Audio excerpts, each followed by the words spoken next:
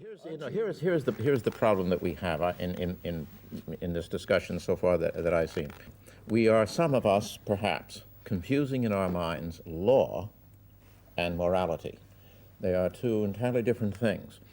I would venture to say that I could make the following proposition to anyone here.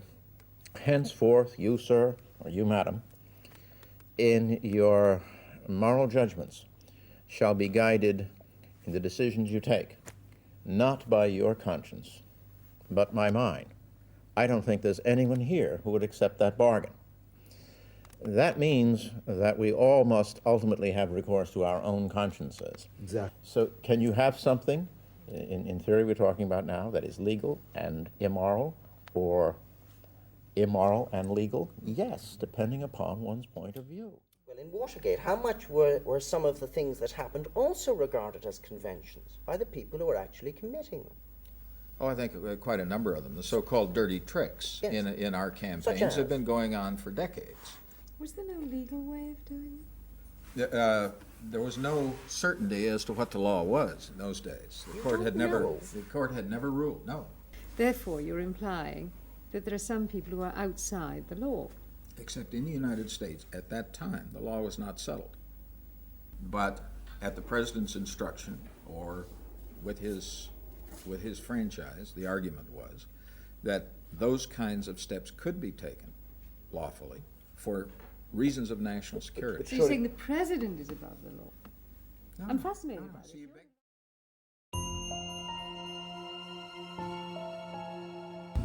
Los Plomeros fue un grupo secreto creado por el paranoico psicópata de Richard Nixon.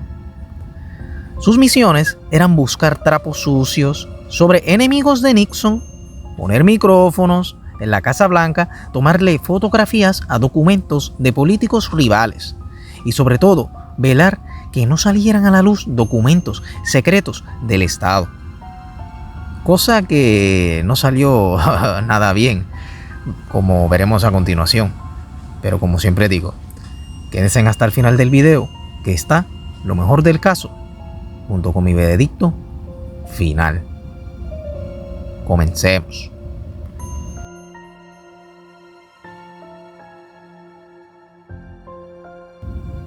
Todo comenzó en el 1971, durante la administración de Richard Nixon. Daniel Ellsberg, un analista militar, filtró a la prensa papeles del Pentágono, documentos secretos de que el gobierno había mentido sistemáticamente sobre la guerra de Vietnam.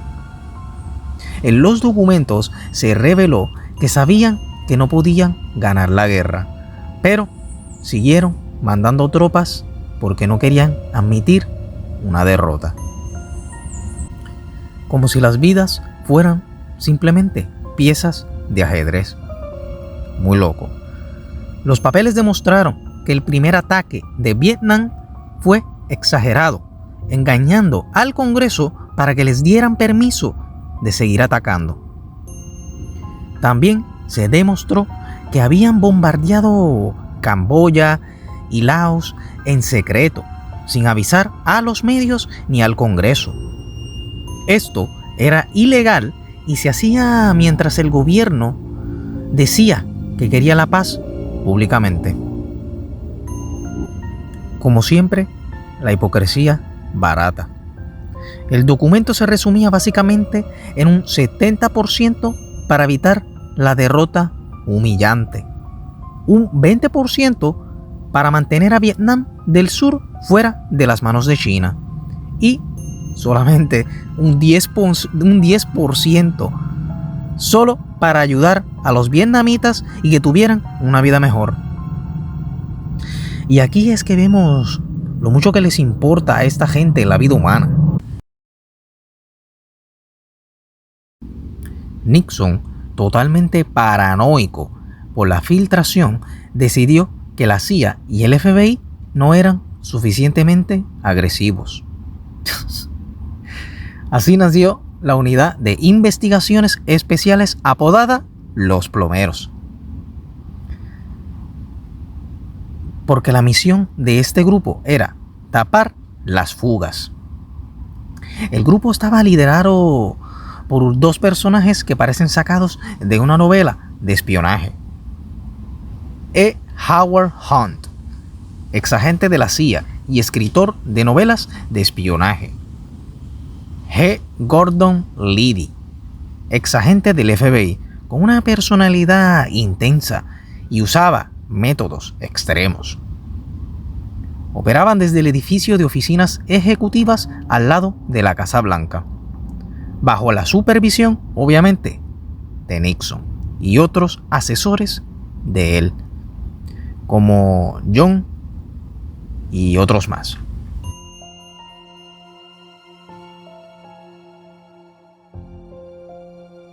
Sus primeros grandes trabajos fueron en California, para desacreditar a Daniel, el antes filtrador de los documentos de Vietnam. Los plomeros irrumpieron en el consultorio de psiquiatría de Daniel, buscando trapos sucios que pudieran usar en su contra y destruir su reputación. Buscaban algo como una fobia, alguna perversión sexual o alguna debilidad mental o existencial. De película esto. Querían buscar cualquier cosa para dejarlo como un loco. Se vistieron de limpiadores de limpieza y entraron a la oficina. Destrozaron el lugar para que parezca un robo común. Claro que sí, campeón, sí. Eso va a funcionar. No encontraron nada útil, pero el allanamiento dejó una huella ilegal que eventualmente hundiría el caso judicial contra Daniel. Son tan brutos que haciendo eso básicamente le dieron más credibilidad a los documentos filtrados de Daniel. Gente, esto es de película, o sea, literalmente se vistieron de limpiadores para infiltrarse, para buscar algún trapo sucio en la psiquiatría de Daniel. O sea, que no fue ni en alguna oficina de Daniel, no. Fueron a la oficina del psiquiatra de Daniel para buscar algo de él. Es que no tiene ni sentido, o sea. Pero bueno, en las películas las filtraciones salen bien. En la vida real parece que cometen brutalidades, al parecer.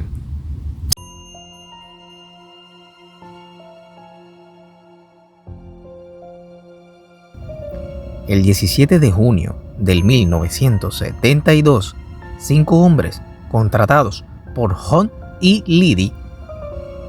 James McCord era el jefe de seguridad del comité de reelecciones de Nixon y un ex agente de la CIA. Bernard Baker, un exiliado cubano que trabajó para la CIA en Bahía de Coinos. Eugenio Martínez, Frank Sturgis, un soldado de fortuna con una vida de película que luchó con Castro y luego contra él. Virgilio González, un cerrajero cubano que solo quería ayudar a luchar contra el comunismo. Entraron en el complejo en Watergate. El plan era simple, era colocar micrófonos y fotografiar documentos de los demócratas para saber qué planes tenían contra Nixon. Cometieron errores de principiantes, como poner cinta adhesiva en las cerraduras para que no cerraran del todo y poder salir y entrar, pero de forma... O sea, dejaron la cinta adhesiva, la dejaron de forma bastante visible, lo que alertó a un guardia de seguridad. El guardia de seguridad nota la cinta y la saca. Y dice, qué raro, seguro alguien se lo olvidó. Y siguió su ronda. Los plomeros, al ver que alguien había quitado la cinta, los retrasados volvieron a poner la cinta. Cuando el guardia de seguridad pasó de nuevo y volvió a ver la cinta, sabía que algo andaba mal. Sí, no me diga. Inspector Galle le dicen al guardia. Enseguida llamó a la policía de inmediato. La policía, obviamente, no envió patrullas con sirenas. Mandaron agentes vestidos de civiles como hippies. Los plomeros que estaban afuera vigilando con walkie-talkies no se alertaron cuando los vieron. Los atraparon con las manos en la masa. En las oficinas, detrás de los escritorios. O sea, se estaban escondiendo detrás de los se estaban escondiendo detrás de los escritorios como los niños cuando ¿sabes? Cuando la maestra se iba del salón, que todos los niños se volvían locos y cuando y si pasaba algo, lo que sea, uno se escondía debajo del escritorio. Pues así mismo. Ay, es que son como niños. Es increíble, man. Tenían encima guantes de goma, herramientas de cerrajería, cámaras y equipos de escucha, o sea, micrófonos. Y también billetes de 100 con números de serie consecutivos. O sea, que básicamente iban con los billetes que le había pagado Nixon para que... Es que yo no entiendo a esta gente. O sea, ellos van con el billete en el bolsillo a hacer la misión. Es que no tiene sentido, hermano, de verdad. No puede ser esto. Los arrestaron en ese mismo momento. O sea, ¿cómo puede ser? ¿Cómo pueden ser tan imbéciles y ver que quitaron la cinta y en vez de irte, porque te pueden coger, claro, ¿sabes? En vez de alertarte por decir, mira, quitaron la cinta, vámonos, que nos pueden pillar. No, van y ponen otra. Es que no me lo creo.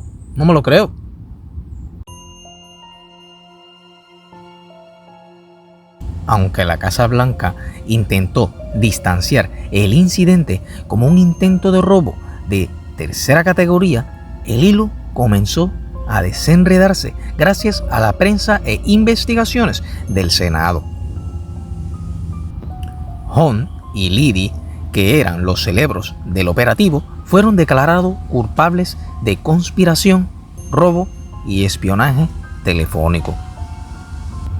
Liddy pasó más de 4 años en prisión, siendo el más desafiante porque se negaba a hablar con los investigadores o testificar contra Nixon. Fue condenado a 20 años, pero solo cumplió 4 años y medio porque el presidente Jimmy Carter le conmutó la sentencia. ¿Cómo no? Limpiándose los platos sucios entre ellos. Liddy, una vez para mostrar su fuerza ante los reclutas, sostuvo la mano sobre la llama de una vela hasta que su carne se quemó. Cuando le preguntaron cuál era el truco, dijo: el truco es que no me importe que me duela. Creo que había maneras de aplicar eso, pero cómo no, es estúpido ese hombre. Luego del escándalo, se convirtió en una estrella mediática. Tuvo un programa llamado The G. Gordon Liddy Show. Actuó en series como Miami Vice. Escribió hasta una autobiografía llamada Will. Murió en 2021. Me parece loco que las personas escucharan a una persona así, porque listo tampoco es que era. Contrario de Hunt, que fue el arrepentido, ya que su vida se desmoronaba porque su mujer, Dorothy, murió en un accidente aéreo mientras transportaba dinero en efectivo relacionado con el encubrimiento. Cumplió solo 33 meses. Se mudó a Miami, escribió más de 80 novelas de espionaje. Sí, claro, como gran experto de espionaje que era, ¿no? Es que antes de morir, en el 2007, le dijo a sus hijos que tenía información sobre el asesinato de Kennedy. James McCord fue el primero en romper el silencio enviando una carta a la Casa Blanca, y ahí explotó el caso. Murió en 2017. Bernard Baker murió en 2009. Eugenio Martínez murió también en 2009. Frank Sturgis siguió involucrado en teorías de conspiraciones y operaciones encubiertas. Murió en el 1993. Virgilio González regresó a su vida privada y murió en el 2014. Los jefes de la Casa Blanca, los que daban las órdenes. John Ehrlichman autorizó el robo a la psiquiatría. Cumplió 18 meses. Charles Colson, conocido como el hacha de Nixon, se declaró culpable y cumplió 7 meses.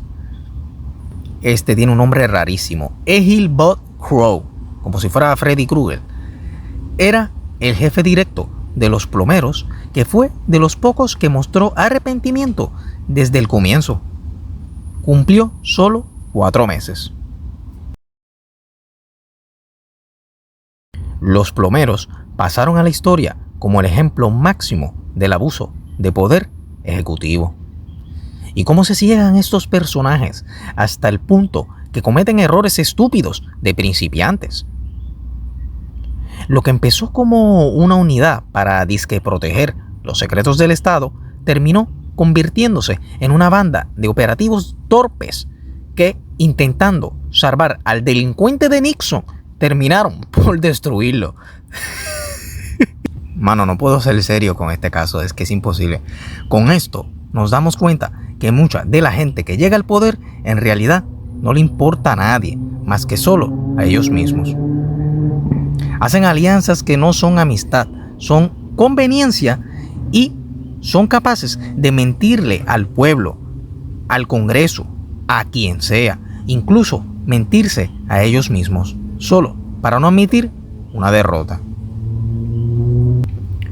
Por eso el ego hay que destruirlo, porque si te dejas llevar por tu ego, haces cosas que terminan siempre por destruirte. Básicamente, te autodestruyes. El verdadero poder es el conocimiento. Cuando ves el tablero completo, dejas de ser una pieza y te conviertes en el que observa. Mucha de esta gente tiene inseguridad disfrazada de poder. Alguien con poder real no va por ahí demostrándole a absolutamente nadie. ¿Por qué?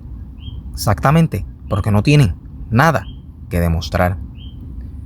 El ego es en realidad un punto ciego, un punto débil. Alguien que ve el tablero completo puede manipular fácilmente a alguien con ego, porque el ego te cierra los ojos.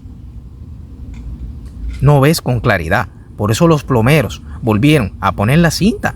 Les dio igual que el guardia de seguridad se diera cuenta, porque ellos son superiores, son agentes de la CIA, ¿sabes?